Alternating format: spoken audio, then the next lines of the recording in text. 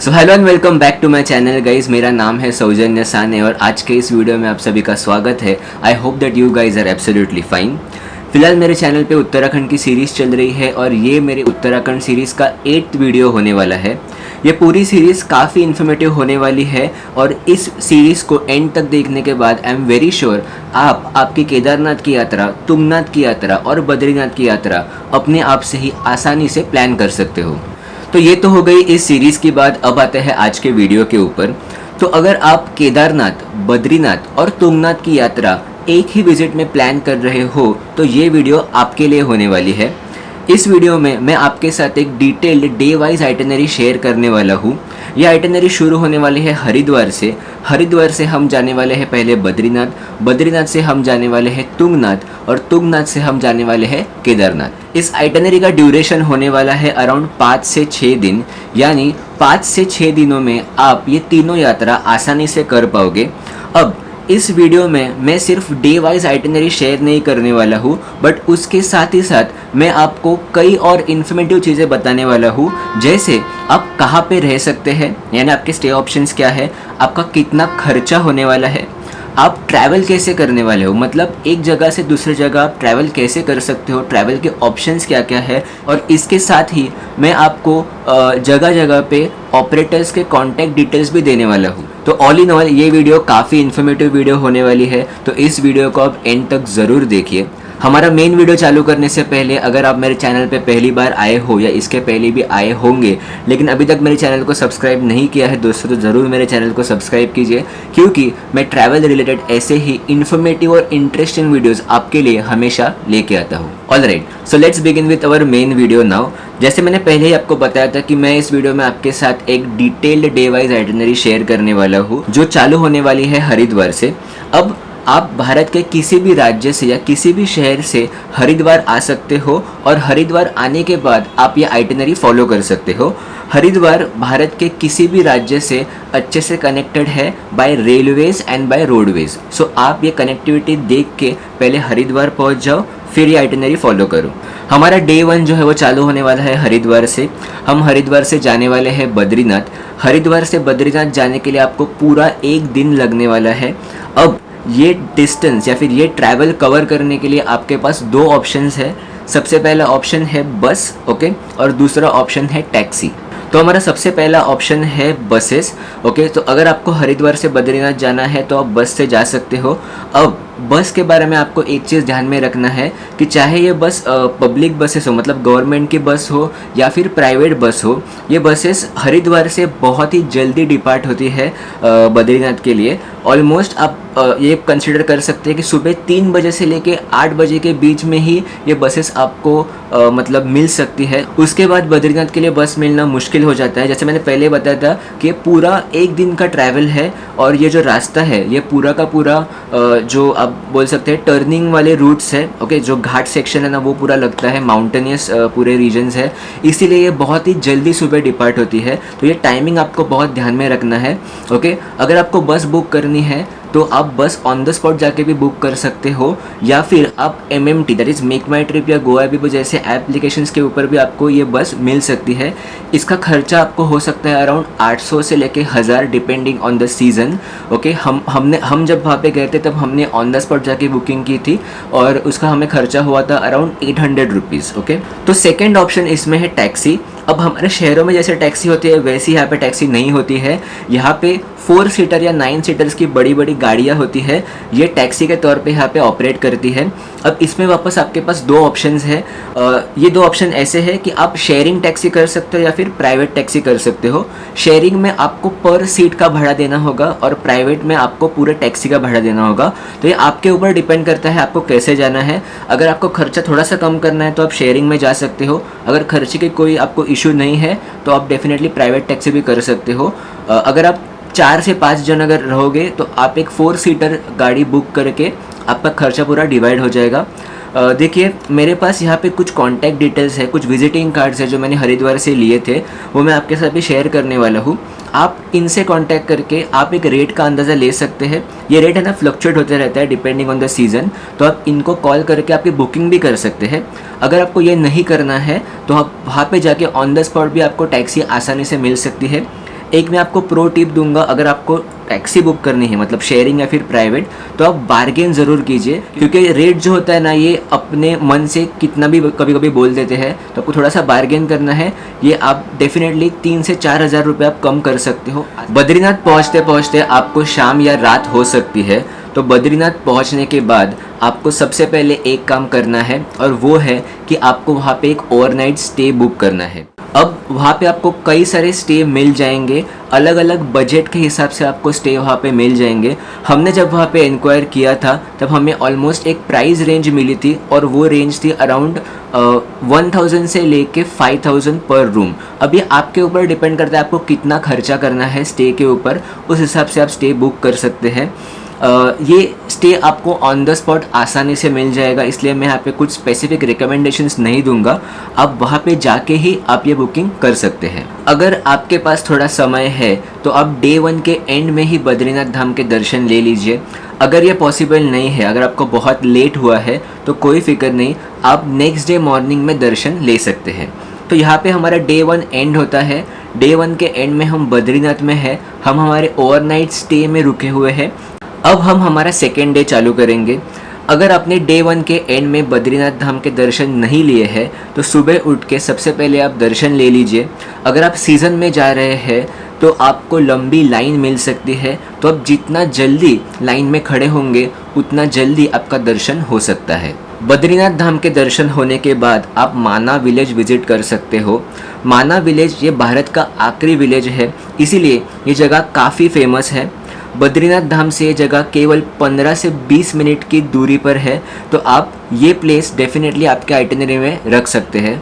बद्रीनाथ धाम के दर्शन होने के बाद और माना विलेज विजिट करने के बाद हमें जाना है चोपटा। चोपटा जिसे मिनी स्विट्ज़रलैंड भी कहा जाता है, ये बेस विलेज है तुंगनाथ यात्रा के लिए। बद्रीनाथ से चोपटा जाने के लिए आपके पास एक ही ऑप्शन है, and that is private vehicle. आप प्राइवेट व्हीकल या प्राइवेट टैक्सी बुक करके चोपटा पहुंच सकते हो। ये बुकिंग आपको ऑन द स्पॉट करनी होगी, इसमें कोई प्री बुकिंग की कोई ज़रूरत नहीं है। कभी कभी ऐसे हो सकता है कि शायद आपको बद्रीनाथ से डायरेक्टली चोपटा जाने के लिए कोई टैक्सी ना मिले, तो उस केस में आपको सिर्फ ये करना है कि आपको जोशीमठ तक पहुँचना है, और जोशीमठ से आपको कई सारे ऑप्शंस मिल जाएंगे। हम जब बद्रीनाथ गए थे तब हमने सेम चीज़ की थी, हमें डायरेक्टली चोपटा के लिए कोई टैक्सी नहीं मिली थी, ना ही कोई बस मिली थी। तो हमने क्या किया था, हम पहले गए जोशीमठ शेयरिंग टैक्सी लेके। जोशीमठ पहुंचने के बाद हमें एक प्राइवेट टैक्सी मिली जो हमें लेके गई चोपटा। अब यहाँ पे मैं आपको एक टिप देना चाहता हूँ। आप ये कर सकते हैं कि जो भी आप प्राइवेट कैब बुक करोगे ना, उसको आप ये भी पूछ लीजिए कि क्या वो आपको चोपटा से वापस सोनप्रयाग भी लेके जा सकता है क्या। सोनप्रयाग जो हमारा केदारनाथ का बेस है वहाँ तक वो लेके जा सकता है क्या। अगर ये होता है तो आप सॉर्टेड है, क्योंकि आपका पूरा ट्रैवल फिर सेट हो जाता है। आप बद्रीनाथ या फिर जोशीमठ जहाँ पे भी हो वहाँ से आप चोपटा जाओगे। चोपटा में आप एक दिन रुकोगे, आप ट्रैक करोगे मतलब यात्रा करोगे तुंगनाथ की, और वहाँ से ही वापस आप सोनप्रयाग जाओगे। तो अगर ऐसा आपको ड्राइवर मिल रहा है तो बहुत अच्छी चीज़ है, अगर नहीं तो भी कोई टेंशन नहीं, इसका अल्टरनेटिव ऑप्शन मैं आपको आगे बताऊंगा। अब जब हमने बुक की थी तब हमने स्पेसिफिकली इसी रूट के लिए बुक की थी, दैट इज़ हम पहले पहुंचे थे जोशीमठ, जैसे मैंने पहले बताया था। हम जोशीमठ पहुंचे और जोशीमठ से हमने जो टैक्सी बुक की वो बुक की हमने चोपटा के लिए, और चोपटा से सोनप्रयाग। तो ये पूरे रूट के लिए उसने हमें जो अमाउंट बताया था वो था 7000 रुपीज़। जैसे मैंने बताया था कि ये बार्गेनेबल होता है, थोड़ा आप बार्गेन कर सकते हैं, लेकिन ये हमें रेट उसने बताया था। हमने जिस ड्राइवर को वहाँ पे बुक किया था ना, वो एक ऑल्टो थी, ओके। उसका कॉन्टैक्ट डिटेल्स मैं आपको अभी स्क्रीन पे शेयर करूँगा। आप इस नंबर पे उसे कॉन्टैक्ट करके आप डेफिनेटली उससे इंक्वायरी कर सकते हैं या बुकिंग भी कर सकते हैं। डे 2 के एंड में हम पहुँचने वाले हैं चोपटा। बद्रीनाथ से चोपटा का जो डिस्टेंस है ना, ये ऑलमोस्ट 5 घंटे का डिस्टेंस है। अब चोपटा पहुंचने के बाद आपको सबसे पहले एक काम करना है, और वो है आपको ओवरनाइट स्टे बुक करना है। अब चोपटा में भी आपको कई सारे स्टे के ऑप्शंस मिल सकते हैं डिपेंडिंग ऑन योर बजट। यहाँ की जो प्राइस रेंज है वो ऑलमोस्ट 1500 रुपये से लेके 3500 तक है। ये प्राइस वेरी कर सकता है डिपेंडिंग ऑन द सीज़न, थोड़ा सा बार्गेन भी कर सकते हैं, आपके ऊपर है। आपके नेगोशिएशन स्किल्स कैसे है उसके ऊपर डिपेंड करता है। अब देखिए, हम जब यहाँ पे गए थे तब हमने एक स्टे लिया था जिसका कॉस्ट था ऑलमोस्ट 2500, में बार्गेन किया था 2200 तक, ओके। अब इसके ऊपर मैंने एक डेडिकेटेड वीडियो ऑलरेडी मेरे यूट्यूब पे बनाया है, तो आप वो वीडियो ज़रूर देख सकते हैं, लेकिन ये वीडियो एंड होने के बाद आपको ये बुकिंग ऑन द स्पॉट मिल जाएगी। आपको कोई भी प्री बुकिंग करने की ज़रूरत नहीं है। फिर भी अगर आपको इंक्वायरी करनी है तो मैं कुछ कॉन्टैक्ट डिटेल्स आपके साथ अभी शेयर करने वाला हूँ। आप यहाँ पे कॉल करके आप डेफिनेटली इंक्वायर कर सकते हैं। सो यहाँ हमारा डे 2 एंड होता है। डे 2 के एंड में हम अभी चोपटा में हैं। अगर आप डे टाइम में चोपटा पहुँच रहे हो तो आप चोपटा विलेज ज़रूर एक्सप्लोर कीजिए, ये बहुत ही खूबसूरत जगह है। सो अब हम शुरू करेंगे हमारा डे 3। आज हमें तुंगनाथ यात्रा करनी है। आप जितना जल्दी हो सके उतना जल्दी सुबह उठ के आप यात्रा शुरू कर दीजिए। चोपटा से तुंगनाथ जाने के लिए ऑलमोस्ट 4 किलोमीटर की यात्रा है और तुंगनाथ पहुंचने के बाद आगे 2 किलोमीटर ट्रैकिंग करके आप चंद्रशिला पीक भी देख सकते हैं। ये पूरी यात्रा करने में आपको 6 से 8 घंटे लग सकते हैं डिपेंडिंग ऑन योर फिटनेस। यहाँ पे खच्चर की सेवाएं भी मौजूद है। ये पूरी यात्रा करते वक्त आपको कई सारे खूबसूरत नज़ारे देखने मिल सकते हैं। हमने जब ये यात्रा की थी तो हमें कुछ ऐसे खूबसूरत नज़ारे देखने मिले थे। यात्रा जल्दी शुरू करने के 2 फ़ायदे हैं। सबसे पहले तो आप जल्दी चोपटा वापस आ सकते हो आपकी यात्रा ख़त्म करके, और दूसरा ये है कि आपको बहुत ही कम रश मिलेगी। जैसे जैसे आप लेट करते जाओगे उतनी जो रश है या फिर क्राउड है वो बढ़ते जाएगा। हमने सुबह 4 बजे हमारी यात्रा चालू की थी तो हमें बहुत अच्छे से दर्शन मिला और इतने ज़्यादा लोग भी नहीं थे। तो ऑल इन ऑल हमारा जो एक्सपीरियंस था तुंगनाथ यात्रा का और चंद्रशिला पीक का वो बहुत ही खूबसूरत था। अब चोपटा वापस पहुंचते ही आपके पास 2 ऑप्शंस है। सबसे पहला ऑप्शन ये है कि आप उस दिन चोपटा में स्टे ले सकते हो और नेक्स्ट डे मॉर्निंग आप सोनप्रयाग के लिए जा सकते हो, लेकिन इससे आपका खर्चा जो है ना वो अननेसेसरी बढ़ने वाला है। उससे अच्छा सेकंड ऑप्शन ये है कि आप चोपटा पहुंचते ही उसी प्राइवेट टैक्सी से आप वापस सोनप्रयाग के लिए जा सकते हो। सोनप्रयाग जो कि हमारा केदारनाथ के लिए बेस विलेज होने वाला है। अब मैंने एक आपको पॉइंट बताया था इसके पहले, जब हम जोशीमठ में या फिर बद्रीनाथ में हमारी टैक्सी जब बुक कर रहे थे तब मैंने बताया था कि अगर आपको जो है वो टैक्सी सिर्फ चोपटा तक मिलती है तो भी कोई टेंशन नहीं। चोपटा ये बेस विलेज है तो यहाँ पे आपको नीचे है ना कई सारे प्राइवेट टैक्सी ऑपरेटर्स मिल जाएंगे जो आपको सोनप्रयाग तक ड्रॉप कर देंगे। अब इनके चार्जेस आप वहाँ पे ही पूछ सकते हैं। मोस्टली आपको 3 से 4 हज़ार में आपको ये टैक्सी मिल सकती है, बट जैसे मैंने बताया था ये रेट है ना बहुत फ्लक्चुएटिंग होता है, आप थोड़ा बार्गेन भी कर सकते हैं। चोपटा से सोनप्रयाग पहुंचने के लिए आपको 3 से 5 घंटे लग सकते हैं। ये टाइमिंग डिफ़र हो सकता है डिपेंडिंग कि आप किस सीज़न में जा रहे हो। अगर आप पीक सीज़न में जाओगे तो ट्रैफिक बहुत ज़्यादा हो सकता है, तो ये टाइमिंग थोड़ा और भी बढ़ सकता है। तो सोनप्रयाग पहुंचते ही आपको सबसे पहले वहाँ पे एक ओवरनाइट स्टे बुक करना है। देखो कई लोग होते हैं ना वो सोनप्रयाग पहुंचते ही यात्रा शुरू कर देते हैं, लेकिन मैं यहाँ पे सजेस्ट करूँगा कि आप एक रात आप सोनप्रयाग में रुकिए और सोनप्रयाग में रुकने के बाद आप अगले दिन सुबह जल्दी आप यात्रा शुरू कर दीजिए। क्योंकि क्या है कि यात्रा बहुत डिफ़िकल्ट होती है और ऑलरेडी हम थोड़ा सा हेक्टिक शेड्यूल लेके, मतलब आपने ऑलरेडी तुंगनाथ की यात्रा की है और वो यात्रा करके आप वापस आ रहे हो, तो आई वुड ऑलवेज सजेस्ट कि आप एक रात सोनप्रयाग में रुकिए और अगली सुबह आप यात्रा चालू कर दीजिए। तो देखो सोनप्रयाग में स्टे बुक करने के लिए ना आपके पास 3 ऑप्शंस है, मतलब 3 जगह है जहाँ पे आप स्टे बुक कर सकते हैं। सबसे पहला है सीतापुर, दूसरा है सोनप्रयाग, तीसरा है गौरीकुंड। अब सीतापुर और सोनप्रयाग को आप एक ही प्लेस कंसिडर कर सकते हैं। इन दोनों का डिस्टेंस ऑलमोस्ट 500 मीटर से एक दूसरे से, लेकिन गौरीकुंड जो है ना वो सोनप्रयाग से 5 किलोमीटर आगे है। ओके, तो अब आपके ऊपर डिपेंड करता है आपको कहाँ पे स्टे बुक करना है। मेरा सजेशन ये रहेगा कि आप अगर गौरीकुंड तक पहुँच सकते हो ओके उसी दिन, मतलब जिस दिन आप सोनप्रयाग पहुंचोगे उसी दिन अगर आप गौरीकुंड तक पहुंच सकते हो तो गौरीकुंड में ही आप स्टे बुक कर लीजिए। अब सोनप्रयाग से गौरीकुंड कैसे जाना है मैं आपको ये चीज़ आगे इस वीडियो में बताने वाला हूँ। फिलहाल हम फोकस करते हैं स्टे के ऊपर। ओके, अब स्टे अगर आपको बुक करना है तो सबसे बेस्ट ऑप्शन है GMBM। ओके, जैसे हमारा महाराष्ट्र टूरिज़्म बोर्ड होता है, मैं महाराष्ट्र से हूँ, तो यहाँ पे MTTC होता है, वैसे वहाँ पे GMBM होता है। अब ये GMBM की ऑफिशियल वेबसाइट की लिंक मैं आपको दे दूंगा, आप इस लिंक से बुकिंग कर सकते हैं। इसके अलावा कई सारे प्राइवेट ऑपरेटर्स भी हैं जिनकी सर्विसेज आप ले सकते हैं। अब प्राइवेट की बुकिंग आप ऑन द स्पॉट कर सकते हैं, for that matter even GNBM की बुकिंग आप ऑन द स्पॉट कर सकते हैं। लेकिन अगर आपको सिक्योर्ड होके जाना है तो आप ये GMBM की वेबसाइट से आप बुकिंग कर सकते हैं। इसका जो खर्चा है ये डिपेंड करता है आप किस कैटेगरी का स्टे ले रहे हो। अगर आप डॉर्मेट्री या टेंट्स ले रहे हो तो आपका खर्चा 500 से 1000 के बीच में आ सकता है पर पर्सन। अगर आप होटल्स ले रहे हो तो आपका खर्चा अराउंड 3000 से लेके कभी कभी ये बहुत ऊपर चला जाता है, ऑलमोस्ट 7500 तक भी जा सकता है, क्योंकि होटल्स के प्राइस थोड़े से एक्सपेंसिव होते हैं। मैंने केदारनाथ स्टे ऑप्शंस के बारे में एक डेडिकेटेड वीडियो बनाया है मेरे चैनल के ऊपर, तो इस वीडियो के एंड में आप ये वीडियो डेफिनेटली देख सकते हैं। ये सारे वीडियोस के लिंक्स इनफैक्ट मैंने पूरे प्लेलिस्ट ही बनाई हुई है, तो ये प्लेलिस्ट की लिंक मैं आपको डिस्क्रिप्शन में दे दूंगा और आई बटन में भी दे दूंगा।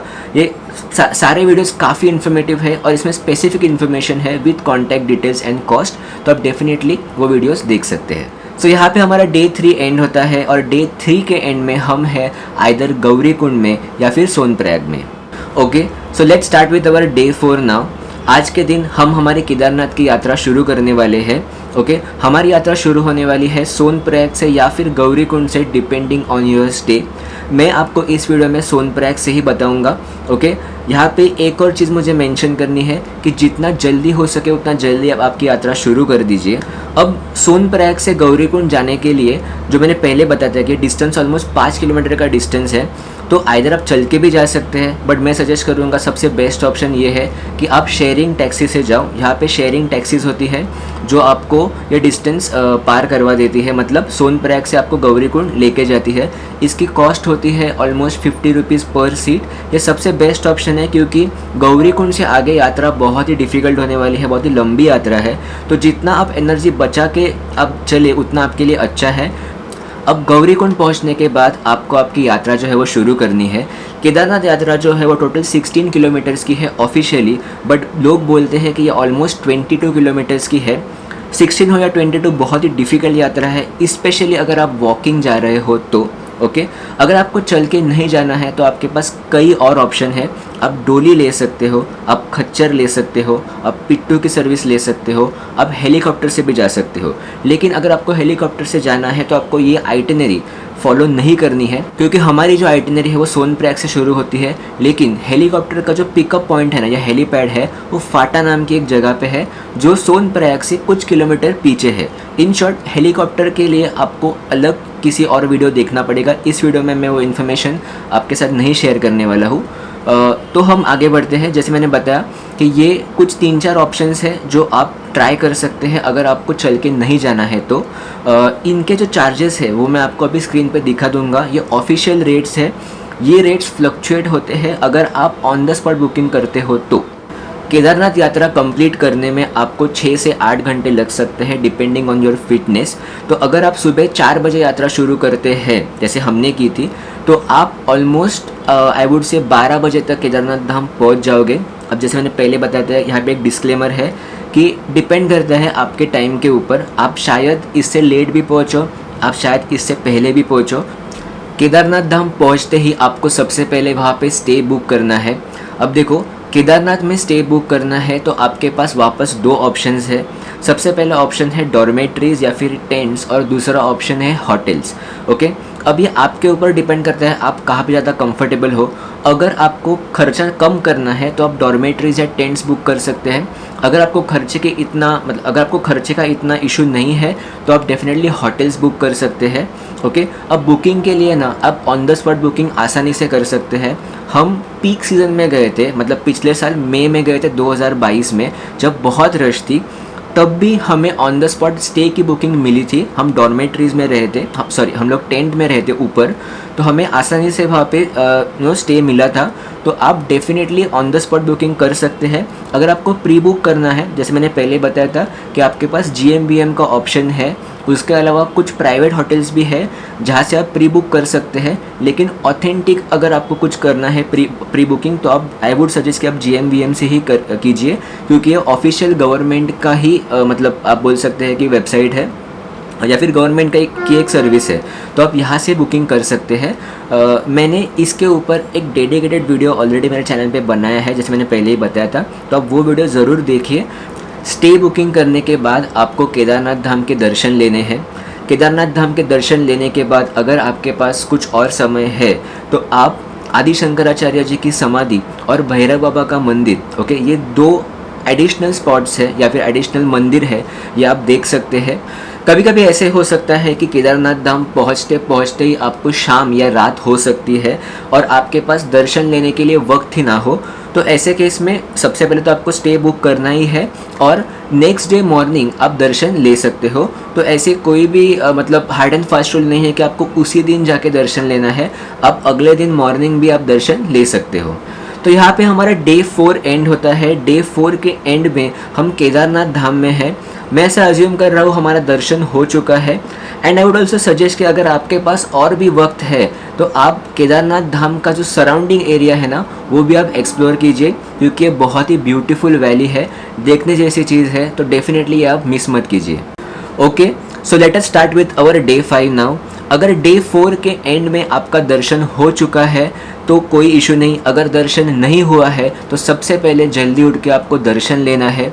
दर्शन होने के बाद आपको एक ही काम करना है और वो है डिसेंड करना है, यानी केदारनाथ से नीचे उतर के आपको सोनप्रयाग पहुंचना है। आपको सेम रूट फॉलो करना है नीचे उतरने के लिए। सबसे पहले आप पहुंचोगे गौरी कुंड। एक्चुअली ये पूरे यात्रा में कई सारे पड़ाव है, लेकिन सबसे अंत का पड़ाव जो है वो गौरी कुंड है।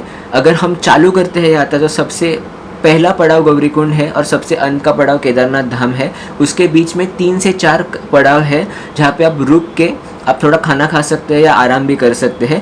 एनी विच वेज ये तो यात्रा का मतलब डिस्क्रिप्शन है, वो मैं इस वीडियो में नहीं डालने वाला हूँ। तो आपको डिसेंड करना है। आप पहले पहुँचोगे गौरी कुंड। गौरी कुंड से आपको वापस जाना है सोनप्रयाग। सेम जैसे हम पहले शेयरिंग टैक्सी से गए थे वैसे ही आपको रिटर्न जाना है।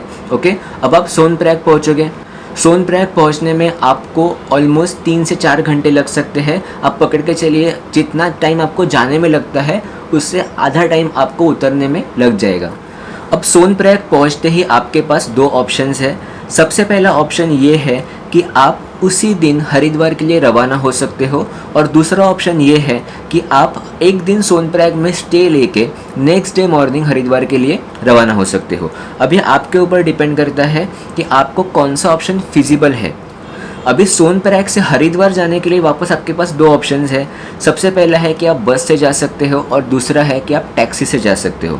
देखो, अगर आपको बस से जाना है तो जैसे मैंने पहले ही बताया था कि बसेस जो है ना वो काफ़ी जल्दी डिपार्ट होती है।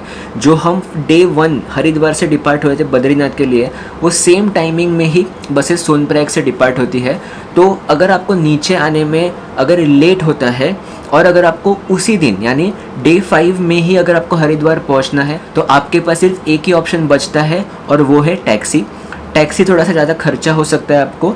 इसमें कॉस्ट आ सकती है ऑलमोस्ट 7,000 से लेकर 10,000 डिपेंडिंग आप किससे पूछते हो और आप कैसे बार्गेन करते हो, इससे कम में भी हो सकता है।